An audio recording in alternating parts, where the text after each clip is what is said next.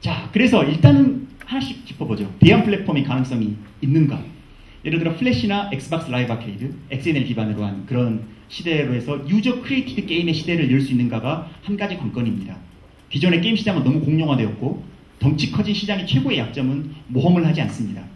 모험을 하지 않기 때문에 자기 개성을 가진 작가는 설 자리가 없습니다. 그럼으로써 게임은 이거나 저거나 다 똑같아졌고 결국은 개성이 없는 게임들로 시대가 가득 채워졌습니다. 여기에 대해서 새로운 대안으로 등장했던 게 이런 라이트 플랫폼들이죠. 그리고 그걸 통해서 이전에 패키지 판매는 시장 구조, 수익성의 문제, 복제의 문제 때문에 도태되었던 사업 모델을 개선할 수 있는가?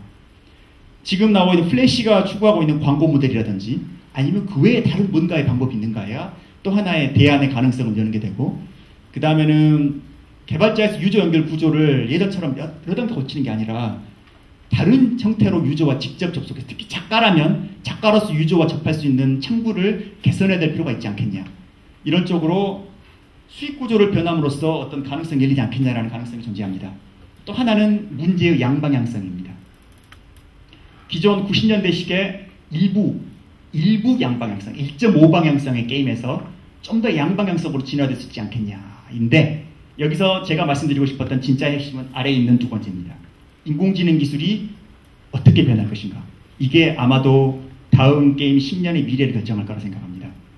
게임의 발전의 진보는 언제나 기술의 진보를 전제로 하고 진화가 이루어졌습니다. 예를 들어 저장 매체, 자유로운 저장 매체 플로피 디스크가 등장하면서 게임은 보다 다양한 컨텐츠와 아트적 요소를 가질 수 있게 되었고 하드디스크로 더 강화됐습니다. 그리고 마우스가 등장함으로써 RTS나 FPS라는 장르를 등장시켰고 3D의 등장으로 이러한 FPS 등등이 거기서 융합돼서 다양한 파급을 일으켰고 인터넷과 네트워크가 지금의 시대를 만들었습니다. 그 다음은 뭔가? 10년간 다음 기술이 나오지 않았습니다. 게임 개발자 입장에서 이것은 미래를 바꿀 기술이다라고 말하는 건 없었습니다. 그렇다면 만들어야 됩니다. 뭐가 될 건가? 그 중에 하나의 가능성은 인공지능입니다. AI. 우리가 기존의 게임에 써왔던 AI는 단순한 전술입니다. 그 게임 내에서 어떤 전략이 있을 때 상대가 아주 영리한 답을 내준다. 특히 인간과 체스 두는 컴퓨터 따위의 인공지능이 지금까지 고작이었습니다. 즉 놀이 상대로서의 상대, 1.5회의 상대만 해줬던 겁니다. 게임 내에 나와 있던 NPC들, 마을에 있는 기타 등등의 아낙네 A 같은 경우는 어떤 인공지능도 없습니다. 말을 걸면 피상적으로 날씨가 참 좋네요 라고 대답하는 게 전부입니다. 이거를 인공지능화 시킬 수 있을 것인가? 특히 이 인공지능은 그 캐릭터의 과거와 성격을 토대로 다양한 반응을 보일 수 있고 감정을 가져서 호감과 비호감을 가지고 역시 관계를 가져서 누구와 친하고 누구와 멀고 등등의 NPC끼리 인공지능의 사회를 이룰 수가 있다면 이거는 엄청난 파급력을 가져옵니다. 기존의 게임과는 전혀 다른 형태로 진화가 된다는 거죠. 1차원적 캐릭터가 2차원으로 갔다. 말을 걸면 무조건 안녕하세요, 날씨가 좋네요 하는 캐릭터가 그 다음 90년대 후반에는 물론 2차원적으로 갔습니다. 상황에 따라서 대사가 다르고 선택지에 따라서 대사가 달라집니다. 하지만 거기서 3차원으로 진화한다면 그렇게 정해져 있는 대본을 넘어서서 직접 자기가 생각하고 상황과 감정에 따라서 다른 이야기를 하고, 예를 들어 플레이어가 어디 나가 사냥하고 돌아오면 사냥 갔다 왔나 보네, 랩업 좀 잘 됐어? 득템했고 최근에 어디서 누가 어떤 몬스터를 잡았다던데 그건 잡아보면 어때? 아니면 어떤 템이 요즘 엄청 좋대.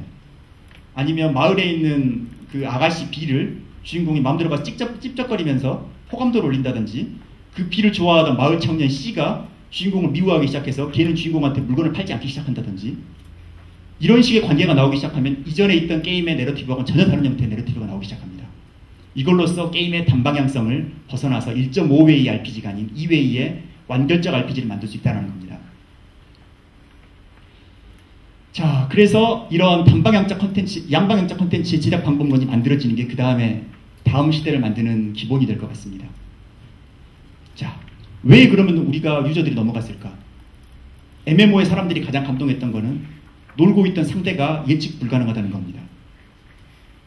왜냐하면 사람이기 때문에 뭔 짓을 할지 몰라요. 그리고 인격을 가지고 있다는 겁니다. 그래서 넘어갔는데 MMO가 그 다음에 노출했던 한계는 어디에 있냐면 거기에 나오는 사람들도 나와 똑같은 사람이라는 겁니다. 이거는 장점이지만 단점도 됩니다. 왜? 8, 90년대에 우리가 게임을 했던 사람들, 그 사람들이 왜 게임을 했는가? RPG라던 사람들은 어떤 감정을 느끼고자 RPG를 했는가? 우리가 느끼고 싶었던 건 우리의 특별함입니다. 게임 내에서 남들과 다른 존재, 그들보다 어느 정도 우월함을 느끼면서 이 세상사 세파에서는 피곤한 나는 사회의 일부지만 그 안에 들어가서는 나는 중요한 존재고 그 안에 소중함을 느낄 수 있다. 이게 초반의 게임의 매력이었습니다. MMO 초기에도 그런 비슷한 느낌이 있었지만 지금 일부 사람만, 상위 5%만 느끼는 감정입니다. 나머지 95%의 우리는 그 게임을 하면서 느끼는 건 사회에서도 나는 원 오브 댐이고 게임 안에 들어가 나도 원 오브 댐입니다. 그 안에서 나는 어떠한 특별함도 느낄 수 없습니다. 이거를 해결하기 위해서는 우리가 원 오브 댐이 아니게 만들어줄 인격을 가진 또 다른 존재들입니다. 그것이 이러한 인공지능의 기술 발전을 통해서 나아질 가능성이 있습니다만 빠른 시일 내에 될까라고 물어보면 누군가 어떤 괴물께서 천재적인 능력을 가지신 누군가께서 그런 걸 빠른 시일 내에 구현해 주시지 않는 한 10년은 걸릴 거라고 봅니다.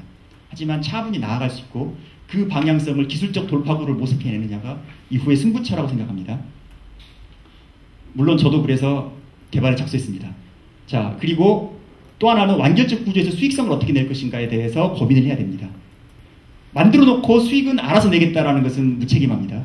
크리에이터라면, 산업구조 내 크리에이터라면 이걸 어떻게 수익을 내지부터 생각을 하고 가야 됩니다. 그래서 그거에 대한 고민이 이어져 있고 결국은 가장 중요한 거는 이런 작가주의적 게임이 나온다면 그런 게임들이 시장을 확보할 수 있는가. 한 명의 초인이 있다고 하더라도 그 한 명에서 끝나면 안 됩니다. 여러 명의 그런 무리들이 존재하고 그 자체가 시장을 이루고 인정을 받아야 결국은 대안들을 만들 수 있다는 겁니다.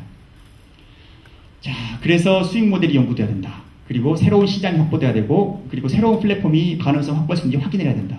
그리고 아까 이야기했던 그런 상징적 게임으로서 다음 시대를 알려야 된다가 됩니다. 자, 그래서 이런 것은 결국 살아남은 게임 크리에이터들이 책임감을 느끼고 해야 되는 시점이 되었다고 생각합니다. 살아남았다는 게 중요합니다. 암흑의 10년 동안 스스로 작가라고 주장하던 게임 개발자들은 수없이 많이 사라졌습니다. 아니면 기존 사회에 들어가서 자기의 개성을 많이 포기하고 그냥 타협한 채 살아왔습니다. 어떻게 되면 타협했건 타협하지 않고 깡으로 버텼건 살아남은 게임 크리에이터들은 이제 이후의 시대에 대해서 책임을 가지고 뭔가를 바꿔야 된다고 생각합니다. 그리고 게이머와 사회가 원하는 것이 무엇인가에 대해서도 알고 이거에 대해서 파고들어야 된다고 생각하고 결국 아까 이야기했던 새로운 성공 모델이 등장해줘야 되고 이 게임의 본질이었던 양방향성을 확보해내서 진화해 나가는 것이 게임의 진화의 그 다음에 길이 되고 그 다음에 어쩌면 침체될지 모르는 한국 게임 업계의 미래를 보여줄 수 있는 또 하나의 답이 아닌가라는 생각이 들면서 이상 이야기를 마치도록 하겠습니다.